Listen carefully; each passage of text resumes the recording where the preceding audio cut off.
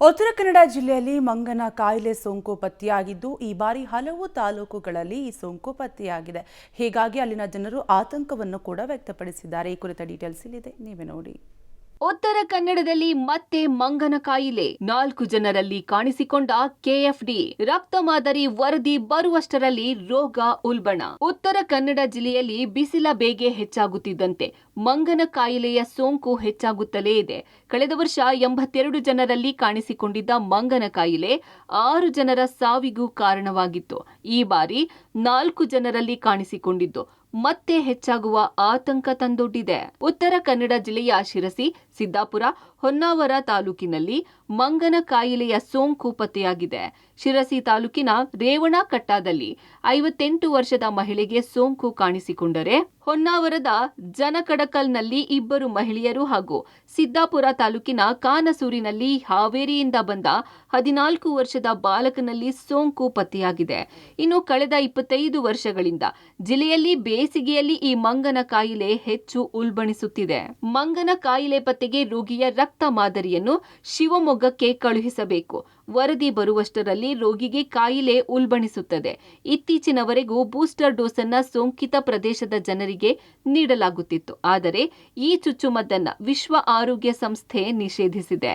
ಮಂಗನ ಕಾಯಿಲೆ ಪತ್ತೆಗಾಗಿ ಶಿರಸಿಯಲ್ಲಿ ಲ್ಯಾಬ್ ಅನ್ನ ಸ್ಥಾಪಿಸಿದ್ದರೂ ಸಿಬ್ಬಂದಿ ನಿಯೋಜನೆ ಮಾಡಿಲ್ಲ. ಇದಲ್ಲದೆ ಈ ಸೋಂಕಿನ ಬಗ್ಗೆ ನಡೆಯುತ್ತಿದ್ದ ಸಂಶೋಧನೆಯೂ ನಿಂತು ಹೋಗಿದೆ.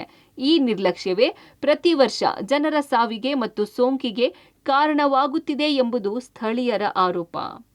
ಈಗ ಮತ್ತೆ ಅದರದ್ದು 3-4 ಕೇಸ್ಗಳು ಹೊಸದಾಗಿ ರಿಪೋರ್ಟ್ ಆಗಿದೆ. ಈಗ 4-5 ಇದ್ರೂ ಮೇ ತಿಂಗಳವರೆಗೆ ಅದು ಹೆಚ್ಚಾಗಿ 100-106 ತಲುಪೋ ಸಾಧ್ಯತೆಗಳಿವೆ. ಇಲ್ಲಿ ಒಂದು ಲ್ಯಾಬೊರೇಟರಿಯನ್ನು ಸಿರಿಸಿಯಲ್ಲಿ ಮಾಡ್ತೀವಿ, ಅದ್ರ ಬಗ್ಗೆ ಟೆಸ್ಟಿಂಗ್ ಲ್ಯಾಬೊರೇಟರಿ ಅಂತ ಹೇಳಿದ್ರು. ಅದು ಇವತ್ತಿನವರೆಗೂ ಯಾವುದೂ ಲ್ಯಾಬೊರೇಟರಿ ಆಗಿಲ್ಲ. ಯಾರಿಗಾದ್ರೂ ಮಂಗನ ಕಾಯಿಲೆ ಬಂದ್ರೆ ಶಿವಮೊಗ್ಗಕ್ಕೆ ಬ್ಲಡ್ ಸ್ಯಾಂಪಲ್ಸ್ ಅನ್ನು ಕಳಿಸಬೇಕು, ಅಲ್ಲಿಂದ ರಿಸಲ್ಟ್ ಬರೋವರೆಗೆ ವೇಟ್ ಮಾಡಬೇಕು. ಅದರಿಂದ ಕಾಯಿಲೆ ಉಲ್ಬಣವಾಗೋ ಚಾನ್ಸಸ್ ಇದೆ. ಮತ್ತು ಈ ರೋಗಕ್ಕೆ ಇನ್ನೂವರೆಗೆ ಚುಚ್ಚುಮದ್ದು ಇಲ್ಲದೆ ಇರೋದ್ರಿಂದ, ಇದಕ್ಕೆ ಅಂತ ಯಾವುದು ಚುಚ್ಚುಮದ್ದು ಇಲ್ಲದೆ ಇರೋದ್ರಿಂದ ಇದು ಬಂದಾಗ ತುಂಬಾ ತೊಂದರೆ ಆಗುತ್ತೆ. ಇದು ಬರದೇ ಇರೋ ಹಾಗೆ ಅವರು ವ್ಯಾಕ್ಸಿನೇಷನ್ ಮಾಡ್ತಾರೆ, ಬೂಸ್ಟರ್ ಡೋಸ್ಗಳನ್ನು ಕೊಡ್ತಾರೆ. ಅದಕ್ಕೆ ಅದನ್ನು ನಿಲ್ಲಿಸಿದ್ದಾರೆ. ಹಾಗಾಗಿ ಜನರಿಗೆ ತೊಂದರೆ ಆಗ್ತದೆ. ಕಳೆದ ವರ್ಷದ ಮಾರ್ಚ್ ಅಂತ್ಯದವರೆಗೆ ಉತ್ತರ ಕನ್ನಡ ಜಿಲ್ಲೆಯಲ್ಲಿ 82 ಪ್ರಕರಣ ಪತ್ತೆಯಾಗಿತ್ತು. ಆದರೆ ಈ ವರ್ಷದ ಮಾರ್ಚ್ ಅಂತ್ಯದವರೆಗೆ ಒಟ್ಟು 3 ಪ್ರಕರಣ ಪತ್ತೆಯಾಗಿದ್ದು ಎಲ್ಲರೂ ಔಟ್ ಆಫ್ ಡೇಂಜರ್ ಇದ್ದಾರೆ ಎಂದು ಜಿಲ್ಲಾ ವೈದ್ಯಾಧಿಕಾರಿ ನೀರಜ್ ತಿಳಿಸಿದ್ದಾರೆ.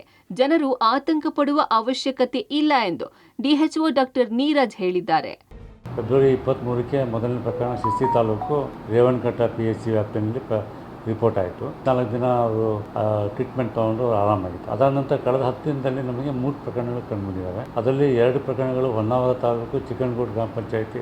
ಅದರಲ್ಲಿ ಒಬ್ಬರು 58 ವರ್ಷದ ಮಹಿಳೆ, ಒಬ್ಬರು ಇನ್ನೊಬ್ಬರು AJ ಹಾಸ್ಪಿಟಲಲ್ಲಿ ಅವರು ರಿಕವರ್ ಆಗ್ತಾ ಇದ್ದಾರೆ. ಮಹಿಳೆ ಕಳೆದ ವರ್ಷ ನಾವು ಕಂಪೇರ್ ಮಾಡಿದಾಗ ನಮ್ಮ ಜಿಲ್ಲೆಯಲ್ಲಿ 112 ಕೇಸ್ಗಳು ಪಾಸಿಟಿವ್ ಬಂದಿತ್ತು.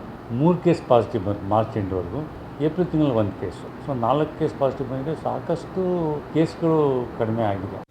ಒಟ್ಟಾರೆ ಈ ರೋಗ ಕೆಲವರ ಜೀವ ಪಡೆದುಕೊಂಡಿರುವ ಮಾರಣಾಂತಿಕ ಕಾಯಿಲೆ ಆಗಿದೆ.